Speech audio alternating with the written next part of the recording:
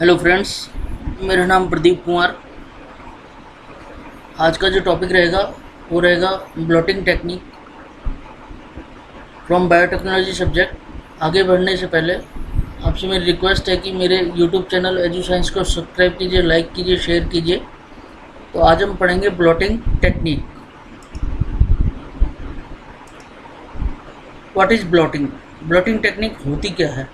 Technique for transferring DNA, RNA, protein onto a carrier so they can be separated and often follow the use of gel electrophoresis। देखिए, हमारे पास एक sample है। अब हम उसमें से DNA या RNA या प्रोटीन को सेपरेट करना चाहते हैं, तो इसी टेक्निक को बोला जाएगा ब्लॉटिंग टेक्निक। और इसमें जो यूज की जाती है, एक टेक्निक यूज की जाती है इसी टेक्निक में, जिसे बोला जाता है जेल इलेक्ट्रोफोरेसिस। कैसे की जाती है आगे देखेंगे। तो इन तीनों सैंपल को अगर हम सेपरेट करना चाहते हैं तो हम यूज करेंगे blotting technique. Types of blotting technique. Blotting technique की टाइप्स क्या है? शॉर्थन ब्लॉटिंग ये होती है, it is use to detect DNA। जब DNA को हम सेपरेट कर रहे हैं, DNA को डिटेक्ट कर रहे हैं सैंपल में से, तो वो कहलाएगी Southern blot. And northern blot, it is use to detect RNA को जब हम सेपरेट कर रहे हैं या डिटेक्ट कर रहे हैं या आइडेंटिफाई कर रहे हैं, तब कहलाएगा northern blot. And western blot, it is use to detect the protein. और जब हम सैंपल में से प्रोटीन को आइडेंटिफाई कर रहे हैं, डिटेक्ट कर रहे हैं, तो ये कहलाएगा वेस्टर्न ब्लॉट। ब्लॉटिंग शीट, इसमें एक शीट यूज होती है। वॉटमैन 3mm पेपर होता है जो world most widely use blotting paper. इस पेपर को हम यूज करते हैं। वॉटमैन 3mm का फिल्टर पेपर होता है जिसमें यूज किया जाता है। इसको यूज करने का रीज़न क्या है? ये हाई क्वालिटी का रहता है, प्योरिटी अच्छी रहती है इसमें, और कंसिस्टेंसी रहती है। 0.34 mm is used extensively in electrophoresis for the lighting of sequence gel। 0.3 mm तो इलेक्ट्रोफोरेसिस में यूज किया जाता है।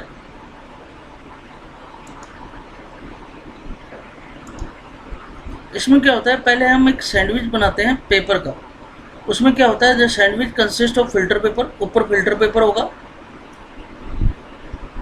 फिर नाइट्रोसेलुलोज मेम्ब्रेन होगी, फिर जेल मैट्रिक्स होगी, और फिर नीचे फिल्टर पेपर होगा। यानी कि दो फिल्टर पेपर के बीच में दो चीज़ें होंगी, एक होगा नाइट्रोसेलुलोज मेम्ब्रेन और दूसरा होगा जेल मैट्रिक्स। अब आते हैं शॉर्थन ब्लॉटिंग।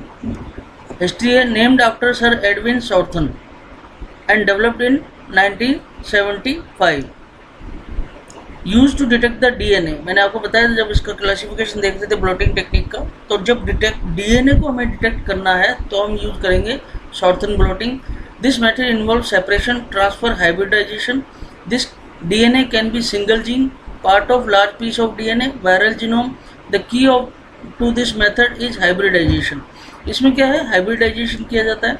पहले क्या होता है कि हमारे पास अगर कोई हमारे पास DNA है और हम उसको सेपरेट लेना चाह रहे हैं, तो उसको सेपरेशन करना पड़ेगा, फिर उसको ट्रांसफ़र करेंगे ऑन जेल, फिर हाइब्रिडाइजेशन करेंगे ताकि वो ज़्यादा हाइब्रिडाइजेशन हो जाए उसका।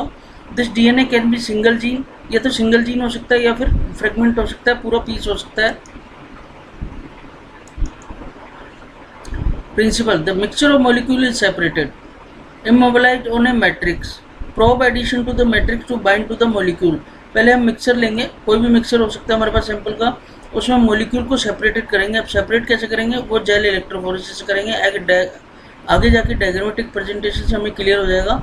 इमोबिलाइज ऑन मैट्रिक्स पे उसको इमोबिलाइज कर देंगे। मोबिलाइज नहीं होना चाहिए, अदरवाइज वो सॉल्यूशन में ड्रेनेज हो सकती है और कहीं भी जा सकता है। Probe addition to the matrix to bind to the molecule. Probe एक DNA सेगमेंट होता है जिसको हम अटैच करते हैं ताकि वो मॉलिक्यूल को और फिक्स करे। Unbound probe are remove. जो अनबाउंड रह जाते हैं प्रोब, उनको हम रिमूव कर देते हैं। The place where the probe is connected to corresponding to location of immobilize target molecule. Actually जो प्रोब होता है वहाँ पे जाता है जहाँ इमोबिलाइज टारगेट मॉलिक्यूल रहता है। अब इसमें स्टेप क्या होते हैं, द DNA डाइजेस्ट, मतलब कि DNA बहुत बड़ा DNA का पार्ट है, उसको हम रेस्ट्रिक्शन एंडोन्यूक्लियस से डाइजेस्ट करते हैं, तोड़ देते हैं, फ्रेगमेंट कर लेते हैं। फिर जेल इलेक्ट्रोफोरेसिस की जाती है। ये इसलिए की जाती है कि छोटे फ्रेगमेंट एक तरफ हो जाए और बड़े फ्रेगमेंट एक तरफ हो जाए। फिर ट्रांसफ़र टू मेम्ब्रेन, हम इसको सेलुलोज मेम्ब्रेन पे ट्रांसफ़र करते हैं, फिर प्रोबिंग करते हैं और फिर हमारे पास एक ग्राफ आ जाता है, हमें पता चल जाता है डीएनए सेगमेंट कहाँ है। ये इसका प्रेजेंटेशन है। देखिए डीएनए अप्लाइड टू जेल, जब फ्रेगमेंट हो गया फिर उसके बाद जेल किया, फिर इलेक्ट्रोफोरेसिस किया हमने। इलेक्ट्रोफोरेसिस जब कर लिया तो ये सेगमेंट साइज के अकॉर्डिंग ये सेपरेट हो जाते हैं। फिर हम इस पर जो नाइट्रोसेलुलोज फिल्टर है 3 mm के, वो इसमें रख देते हैं। ये फिल्टर पेपर काफ़ी होते हैं इसमें, जो कि क्या करते हैं, ये जेल पे जो डीएनए था उसको कैपिलरी एक्शन से अपनी तरफ ले लेते हैं। ये देखिए डीएनए ट्रांसफर टू फिल्टर, ये लिखा हुआ है DNA transfer to filter.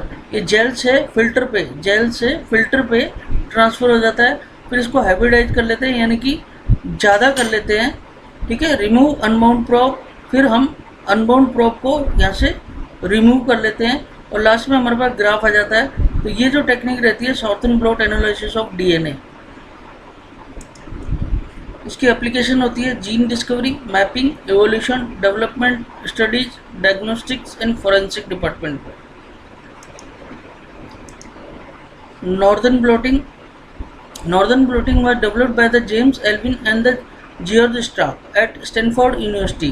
Northern blotting is a technique for detection of specific RNA sequence.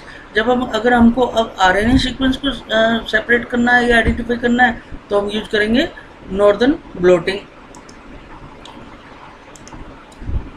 Step involve in the northern blotting: RNA isolation, RNA का आइसोलेट कर लेंगे। Loading of sample on agarose gel, यहाँ पर हम agarose jail लेते हैं। Blotting on nitrocellulose membrane, उसी तरीके से ब्लॉटिंग कर लेंगे। Labelling with probe, washing to remove unbound probe and detection by autoradiograph. ये प्रेजेंटेशन है। सैंपल आरएनए एक्सट्रैक्शन, आरएनए का एक्सट्रैक्शन कर लिया। इलेक्ट्रोफोरेसिस, वही RNA separated by size. Electrophoresis में बेसिकली क्या होता है, कैथोड एनोड लगाकर हम साइज के अकॉर्डिंग ये छोटे साइज वाले एक तरफ हो जाएंगे, मिड वाले एक तरफ और लार्ज साइज वाले एक तरफ हो जाएंगे। Northern blotting transfer of RNA to membrane, membrane पे इसको ट्रांसफर कर लेंगे। RNA fix to membrane with UV and heat, UV light या हीट से इसको फिक्स कर लेंगे। Membrane hybridize with the label probe. अब जो प्रोब्स होते हैं वो इसी के एक पार्ट होते हैं आरएनए के, इससे हमें क्या होता है कि हाइब्रिडाइज कर लेते हैं। Visualization of labelled RNA on X ray film, और ये एक्सरे फिल्म पे हमको विजुअलाइज होने लग जाते हैं।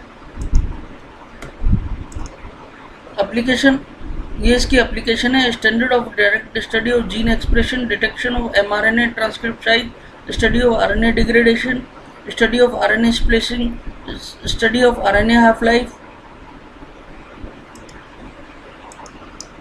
Western blotting a technique in which the protein are separated. Simple है, डीएनए के लिए हम शॉर्टन करते हैं, आरएनए के लिए नॉर्दर्न करते हैं और प्रोटीन के लिए वेस्टर्न ब्लॉटिंग करते हैं।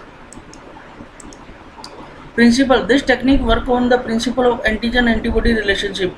यहाँ पर जो बेसिकली रहता है वो एंटीजन एंटीबॉडी की रिएक्शन रहती है।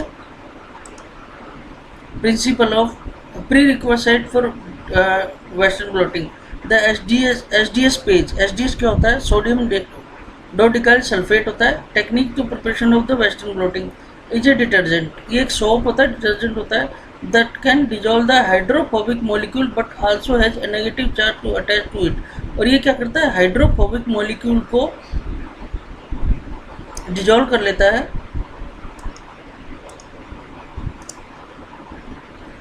ये देखिए, ये दिखाया गया है एसडीएस पॉलीक्रोमेट जेल इलेक्ट्रोफोरेसिस। इलेक्ट्रोफोरेसिस वही होती है जहाँ साइज के अकॉर्डिंग उसको करना हो। प्रोटीन प्लॉट और नाइट्रोसेलुलोज, वही नाइट्रोसेलुलोज पे लेवल विद स्पेसिफिक एंटीबॉडी, वहाँ पर हम प्रोब ले रहे थे और यहाँ पर हम एंटीबॉडी लेंगे। क्लियर, और detect antibody, रिवेल the protein of interest. The blot is incubated with the generic protein which bind to any remaining strictly placed on the nitrocellulose and antibody that can specific for protein। Antibody वही add करेंगे जो protein की specific होगी। Is added to the nitrocellulose sheet and react with the antigen. Only the band containing the protein of interest bind with the antibody forming layer of antibody molecule. और जो protein उस antibody के specific होगा वो हमको show होने लग जाएगा। फॉलोइंग सेरेमनी rinse और removal of the non specific bound AP1 जो एंटीबॉडी वहाँ पर स्पेसिफिक नहीं होंगी वो वहाँ से रिमूव कर लेंगे हम। Nitrocellulose incubated with the second of antibody which recognise the primary antibody and binded. यहाँ पर हम दूसरी एंटीबॉडी लेते हैं जो प्राइमरी एंटीबॉडी से बाइंड होती है और उसको रिकॉग्नाइज करती है।